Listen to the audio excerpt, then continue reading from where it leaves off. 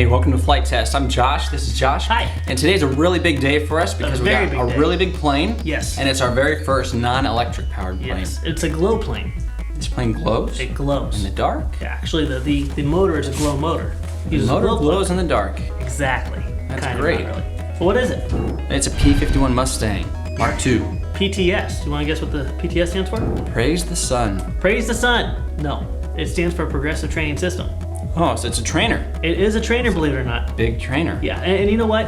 I want to say that the trainer with asterisks. It is a trainer, but for its bracket. I wouldn't say this, if you want to get into the hobby, go out and buy this. It's not what it is. Things like the Cub LP and different planes like that are much better, in my opinion, as a first-time airplane to teach you how to fly. Okay. But what this is a great trainer for would be someone that's gone up through the ranks. They started flying. They have a knowledge of a 4-channel airplane, okay? Maybe spend a lot of some time.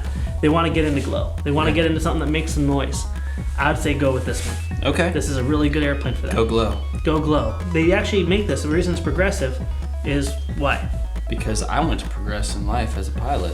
Very, very true. But also what they put on the plane, all right? If you look on the front here, you got these clear little, It looks like this is part of the packaging that we didn't take off. It does look like it's a part of the packages. And then in the air, you don't even see it. It's amazing. But what they've done is they've actually changed the airfoil on the outer part of the wings to make it more docile, make it fly better, and have better low-speed characteristics. Because when you're learning to fly, you get into things like stalls, and warbirds generally aren't the best trainers. Okay. All right. But what they've done is they've added this to the outer part of the leading edge, and then they actually have multiple position flaps. Now there's no servo in there. Okay, you actually take the control horn off. You have to do it manually. You do it manually on the trainer version. Okay, you can install servos later, which is phenomenal, and I definitely recommend it. But we'll talk about that later. Okay. Now when we test flew this yesterday, I went ahead and had the flaps all the way up, and I took it off that way. It flew real nice, but the landing speed was much, much higher. Right. And it wasn't a good quote-unquote trainer. So what they want you to do, and what we did, was drop the flaps all the way down. Okay. All right. And in the air, the plane is really, really nice. It flies, has a really gentle stall characteristic, and landings were really, really simple with it. Okay. So as you progress and you want something a little bit sleeker, because obviously with all that drag, with the flaps being down, the leading edge modification there, it's not going to fly as fast in like a Mustang. Okay. As you get better, you go ahead and pull these parts off, raise up the flaps, up. and now you have a scale flying warbird. Great. Which is nice. You can do your general aerobatics that a P-51 would do. Okay. All right? Cool. So, you want to tell them what we're going to do next? Yeah, let's talk about what this baby's fueled with. Yes. You want to pump it full of nitroglycerin. So that's what we have right here. Don't shake it. Don't light it Don't up, shake man. it. We're Don't gonna light it up. It's nitroglycerin. Yeah. Nitromethane. Nitrometh. No, nitromethane. It's a gas. Okay. All right. What about flooding it? Is there a possibility you can do that? There is a possibility of flooding it, yes. And if you do flood it, what the best thing to do is unplug your fuel lines, pull the glow plug out, spin it, get all that fuel out of there. And speaking of glow plugs, when you order this or buy one of these, go ahead and pick up a special or an extra Evolution glow plug. Okay. All right, it's really good to have on hand. They do burn out, and there's no real time of telling when they're going to burn out, whether it's going to be quicker or later. So my recommendation is get an extra glow plug when you get the plane. They are special. Evolution has a special glow plug, and you can't just go and get any glow plug and slap it in if you want the performance. So when you get that, get it, put it on your 4-way wrench, you're good to go. Let's talk about what's inside. Yeah, let's do that. Latch on that. I don't think I'll be losing that hatch anytime soon. We'll see. We'll see. We'll see. Absolutely. Now inside this, you have a 6200 full range receiver with a satellite, which is really nice. And I believe it's DSMX because the receiver or the transmitter is DSMX, which is a really phenomenal value. It actually comes with the DX6i and the receiver all ready to go. It's a real. It comes with everything. It comes with everything. It's a ready to fly package. Okay. Okay. All right. Well, we ready to go fly it? Let's do it. Okay. Let's do it.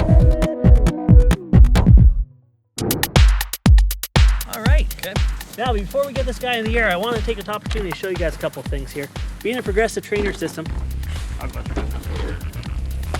we got these flaps here, and this is the way it comes with out of the box. You got these 2 tabs. You got 3 different positions. The farthest back, obviously, and be on level, that would be the most advanced position for the training system. After that, you go ahead and take these guys off, and I'd highly recommend putting a servo here because the flaps do slow it down so nicely. But as for right now, when you go ahead and you're going to fly it your first time, keep these on, pull these all the way there. It makes the plane much more docile in the air. It flies really, really nice. While it's also down here, we got 2 bolts here. That's what holds your wings down. You got a nice tube in the middle, alignment pegs that keep the wings from moving around, and very sturdy landing gear, very good scale detail. And also, there's no gluing involved when you put this thing together. You got 2 screws down here that hold the elevator and the rudder on all in one shot. So it's a very, very good system, very, very strong. Hey. Was that blocking you? No, No? I'm fine. Do you want to hear this thing run? Yeah, let's hear it. All right, here, Let's I'll put it down for you. Okay. One thing I'd highly recommend, friends, is take some good strong cord and a peg, wherever the peg is. There it is. Wrap it around your tail. Even if you have a buddy helping you, if they have to get out of the way for some reason, you're good to go. Looks safe. Now what we're doing here is we're gonna put it through the feed line, and we're gonna blow it out the overflow, or also they call it the exhaust line. This is what gives it pressure, put pressure on the tank so you can have it constantly pushing fuel into the carburetor. All right, we'll go ahead and put this on here. When do we use glow sticks? When do we use glow sticks? You're dying to know about that, aren't you? Yeah. All right, we're gonna use glow sticks really shortly, actually. Okay. What the instructions say is go full throttle, turn the prop 6 times clockwise. 3, 4, 5, 6. Close your throttle, and the way it comes out of the box here is your idle set right at the middle. That's a nice strong idle. When you want to shut it off, you can pull all the way down. Also, this throttle cut when you program is really nice. You can hit this button.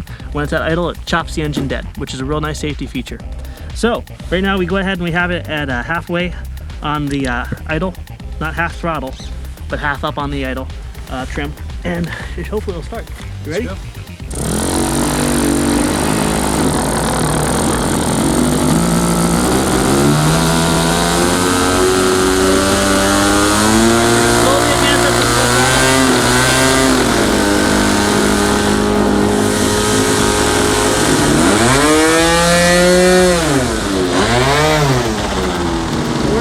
We're gonna go ahead and put the training system on my friend here because he's training, and see how he does with it. Okay, you ready? Yeah. Right, left, up, down, left, right.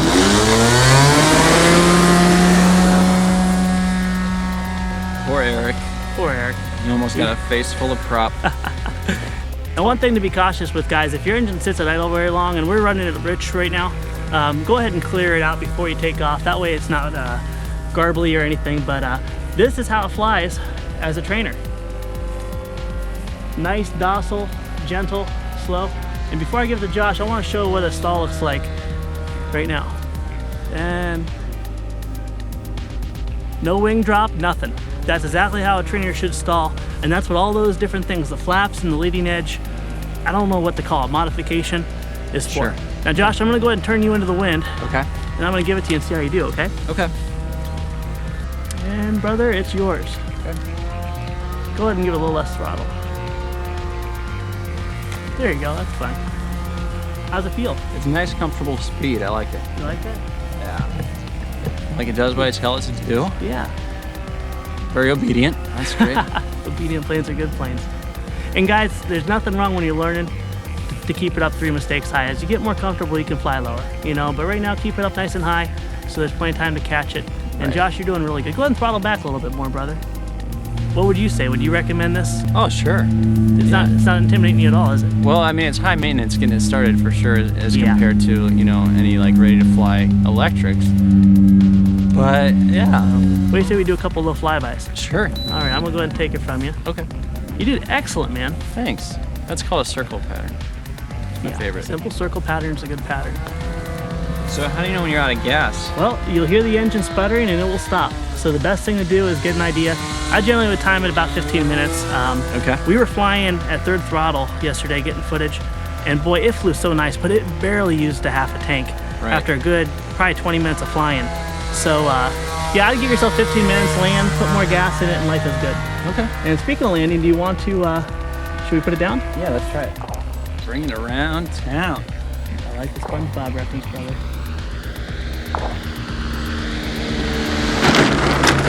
There we go. It looks pretty good coming in. Nice. It's nice. Now with those flaps being dropped, very, very docile on the landing, which is what we want. You don't want is the plane being really fast. So what do you say we go ahead and pull everything off and see how it flies Okay. in advanced setup? All right. Sound let's good? do it. Let's Yeah. do it. All right.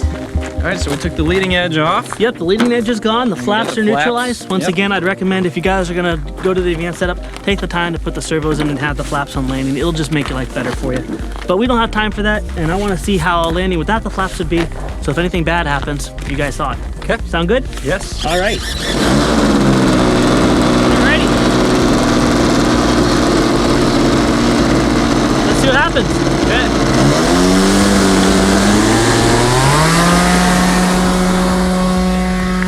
Still takes off nice. Still tracks nice. Keep it close because your eyes. Yeah, my old age. Your old eyes. You can definitely see a difference in speed, huh? Yeah. It's still not a hard plane to fly.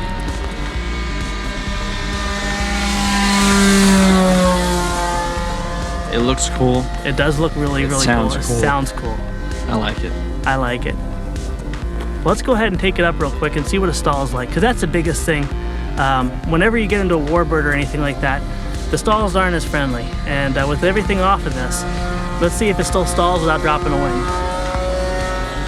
Pulling it up. And just a little bit of a wing drop. That's not bad. All in all, it's still very, very docile for a warbird.